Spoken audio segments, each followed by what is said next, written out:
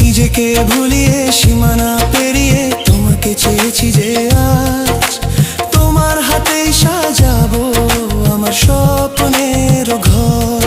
আমি তোমার প্রেমে পড়ে দুনিয়া ভুলে গেছি।